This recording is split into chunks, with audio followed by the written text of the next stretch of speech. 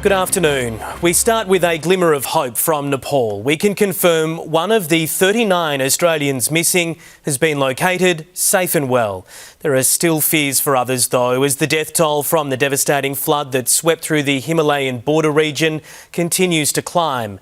496 victims now, with rescuers desperately searching for survivors. An incredible rescue by helicopter, a boy trapped on top of a building. Rescue efforts are being hampered by the sheer gravity of the disaster. They wade through mud trying to find survivors. This is where the glacier was that pummeled through these rivers and left Nepal and Tibet scarred. The families of those missing are at hospitals in the capital, where many of the injured have been brought. 33 years old. Krishna Thapa is looking for his brother, Bizay Karma, working in a hydroelectric power station. Just we get information and just we report it here. That's it. When disaster struck out of a bright, still morning, there was no escape for many. I've lost everything I have, Rajendra says. It was all swept away. Only me, these clothes now. In the chaos, concerns are growing for some of the most vulnerable.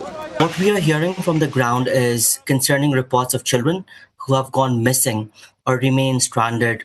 Many children went to school yesterday in the morning, and in several cases, schools and homes are in different towns. The flooding has cut off routes between these communities, leaving children separated from their families. They are still bringing survivors into Nepal's National Trauma Centre.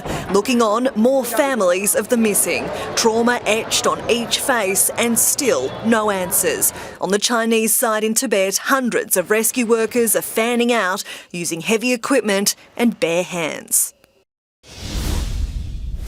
Well, we know that the 4 of the additional Australians that are now listed as missing were not travelling with tour groups, rather on their own independent travel.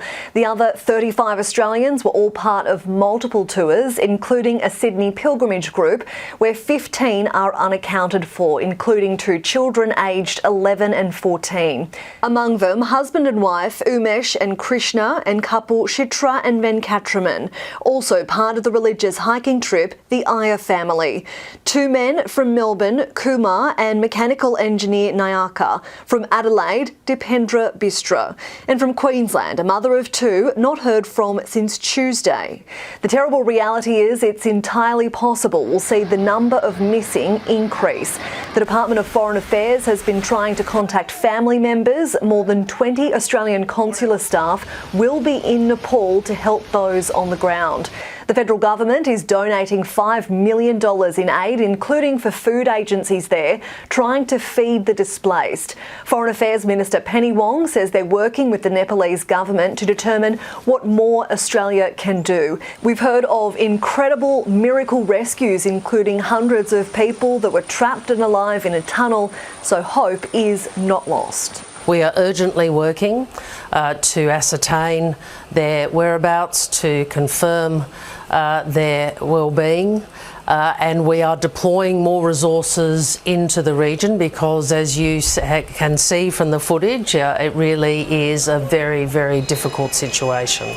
What's making this even more treacherous is the very real risk of a secondary flash flood. Debris is building up and damming water in narrow sections of the river system. A barrier lake has been forming up at the border, where we saw that large checkpoint building engulfed by a wall of mud, water and ice. Australia's Nepalese communities are right now planning vigils across the country.